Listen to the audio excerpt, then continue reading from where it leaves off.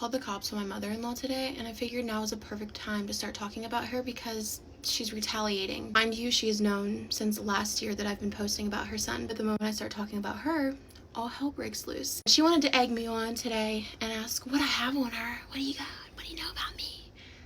But let me tell you what I know about you, Emily Miller. I know that you have 3 children that you neglected greatly. You mistreated greatly. The first child that you had, you actually put up for adoption at 5 years old, and you kept your second child, my husband, and he was only your emotional support child. I know that the third child you went on to have, Asia, you didn't care much about her either. She actually ended up in a boarding school, and you were not a mother to all 3 of them. Elijah was in the care of other family members for almost the entirety of his life. Now, as you can imagine, children who grow up in an unstable condition like this have mental issues. Elijah showed signs of needing help since an early age. Instead of getting Elijah the proper help, she would take his medication. Emily was addicted to drugs and alcohol and also the affection of men, so she did not prioritize any 3 of her children throughout their entire lives. There is absolutely no excuse under the sun to be a piss poor woman, but for her and Elijah, they like to blame it on the fact that she was a single mom, and supposedly that's just a thing that single moms do. I met Elijah, I was not very well aware of the fact that his mom had recently come out of jail, maybe? Or was that sober living? Either way, not really a good time in her life. I was not aware of the mental issues that any of them had whatsoever. Aside from the fact that his mom very obviously has mental issues, I figured she was a pretty nice lady, and I was also very infatuated with her son, so I didn't think much of her. It wasn't until I was 16 years old and giving birth to my first child, and I had invited all of my family in to watch me give birth. My sister, my mom, Elijah, his mom, and I said, absolutely under no circumstances may you record or take pictures of me while giving birth. Well, you will never believe who was in the back of the corner with her phone recording my 16-year-old little body pushing out a baby. My daughter ended up in the NICU, and me and Elijah were fighting in the NICU. I couldn't even tell you what it was over particularly, just we were having a hard time. Before we ever even made it to the NICU, CPS was called for my well-being because at the time I was still a minor. And so when we had made it to the NICU, problems were still occurring because, like I said, Elijah has been problematic from the beginning. And so his mom called him and said, let me get you a hotel for the night. And I was left in the NICU by myself that night as a 16-year-old new mom. I would say that's a pretty good start for why I don't like Emily. She asked me today, she said, why don't you like me? Well, let's start from the fucking beginning. First off, you were a piss poor mother. Second off, you were a piss poor woman. Today she wanted to show up and enable her son and say that he's the one being abused because I call him a piece of shit for being a piece of shit. And I told her, you're also a piece of fucking shit. And I don't feel bad telling people these things when they are acting like pieces of shit. Mind you, over the last 9 years, I have witnessed just foul behavior out of this woman. The fact that her mental issues are not taken care of. She's supposedly sober. I don't know that I believe that, but she is absolutely disgusting as a human being. She is emotionally manipulative to her children. They will never admit that to you though, but she has been since they were young, and she also is really nasty in the company that she keeps. There's a serious problem in their family where age gaps are not bothersome to them, and Emily has entertained a 75-year-old man and she has entertained a 19-year-old boy, and I find that to be incredibly sickening. But let me give you some details about the both of them. The 75-year-old had a Facebook where he posted some things that were screaming pedophile, and instead of her cutting that company off, she took advantage of his money because he had a lot of it, and he gave her a $10,000 friendship ring that she wore on her ring finger. She also brought her teenage daughter and her teenage daughter's friends over to his house to swim in his pool because, again, she's a fucking weirdo. The 19-year-old is someone that she worked with, became her roommate. She swore up and down it wasn't her and him. Yeah, okay, until her daughter found them laying in a bed together. That's a little suspicious. Not my business. He is 19, still fucking weird, but why did you offer him to your daughter's minor friend after you slept with him? That's even fucking weirder. I have already showed you guys that she enables the abuse, or she says there must have been something that happened before it got to that point. And she likes to deny the fact that it has happened. And she knows good and well that it has. She's seen photo evidence of him having put his hands on someone. Matter of fact, I haven't told you guys, he is involved in parenting classes. She wanted to mock that today, and she said it's CYS.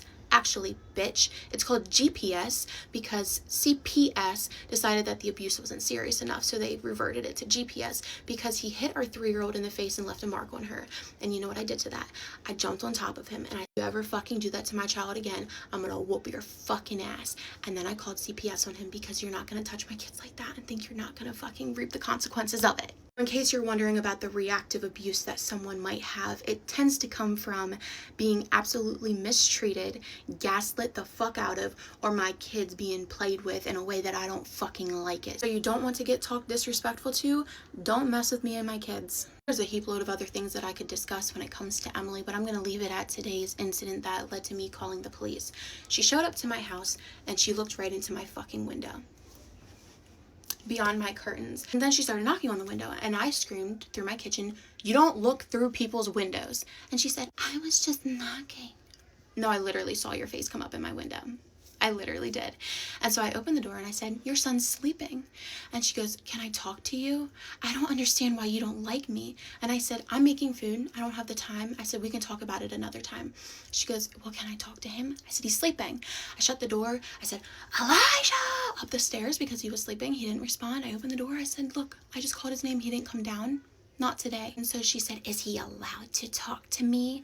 And then she said she wanted to have a wellness check on him. And I said, "He's fine. He literally has a vehicle that he left in this morning. He's okay." Once these words were exchanged, I shut the door. She walked away and proceeded to walk around my house. She came back to my door and started banging on my fucking door, trying to wake him up. Mind you, me and my 4 kids are sitting in the kitchen. So here we start a fucking war. So her son comes down the stairs and he opens it, delirious as fucking can be because he just woke up, and he's like, "What's the issue?" And she's like, I just wanted to check on you, make sure you're all right." And then all hell broke loose because this woman again is sitting there telling him that he's being abused. He's being abused. And there's people on the internet making threats to him because my brother said, "I'm gonna come handle your ass if you keep messing with my sister." This woman is grasping for straws because she knows I'm about to talk shit about her. She knows that her son's wrong. She knows that they're all fucking wrong. And so she tells me that I am such a shit mother. I told my daughter that she was not deserving of the birthday present she asked for. And I was like, the way she worded it, I was like, wait a second. You mean the ones that you got her? Because she brought over thrifted clothes. Not she bought them thrifted. Supposedly she's into this whole like donation bin thing where people give donations and think they're giving it to a good organization, but people are actually taking those donations, taking the good clothes and reselling them. She's a part of something like that now. So I thought she was referring to the things that she gave my daughter and I was talking shit about because she gave my daughter junior sized clothes and my daughter is in children's clothes. And I was like, what kind of fucking grandmother comes over and drops off birthday presents for a grandchild and then give them a bunch of clothes that don't fit them? Like, what the fuck? And so I thought that's what she was referring to. And she repeats herself again and she's careful to be like, "You told her she's not deserving of the things she asked for." And I was like, wait a second. I literally went and spent so much money on my daughter trying to get everything I could think of that she asked for. Everything that she thought of. Literally everything that she thought of. And so when she said that to me, I was like, you're fucking kidding me. You're out of your fucking mind. Woman, at this point, you're projecting jealousy because I'm a far better woman than you were or ever will be. Okay? But now you're fucking with me about my kids. These kids are gonna get taken from you. Stop projecting. Not every one of us is a shit mother. Anyways, I look at my daughter because mind you, my kids are going through all of this with me. And I said, "Did I ever say that to you?" And she goes, "No." And she's not going to tell you anyways because she's petrified of you. Like I said, grasping for every fucking straw that she can. Every straw. And so I did call the cops because I wanted her out of my dorm. She's sitting there yelling at me. She's sitting there saying, "Your kids don't even react to this chaos going on because they're so used to it." Mind you, she walked up to my house and brought this on my house because nothing was going on before then other than me taking care of my kids in my kitchen and her son was sleeping. So the cops show up and I'm hysterical because I'm like, this is fucking crazy. Like, my house was at peace today and this is another time that this woman has come and disturbed my peace. They don't do anything about it, by the way. Nothing. They'll just be like, "Go away. If she comes back, call again, but go away." I'm hysterical, like, y'all don't even know what I've been through, crying about the fact that I am like actively looking for resources to help me get out of this situation, and I'm like, no one's as helpful as they say they are. I was hysterical. I was crying. They didn't want to hear it. Mind you, they are men showing up to a domestic case, and they lack empathy so bad it's not even funny, but they're just like, no one touched anyone. I was like, no. And they left, and that was it. And I'm like, Jesus fucking Christ. Mind you, this did not come from the fact that I was talking about her son, because she's known I've been talking about him. This came from the fact that I was talking about her, and she wanted to know what I had on her. Girly pop, this is about a fourth of it. You might want to chill out, because I'm not done. Lie about me all you want, but I know that I'm a perfectly fit mother, and I'm doing everything that I can to take care of my kids well and to get them out of a situation that they never deserved to be in the first place, because your family's fucking wackadoodles. Stay on your side of town, Emily Miller.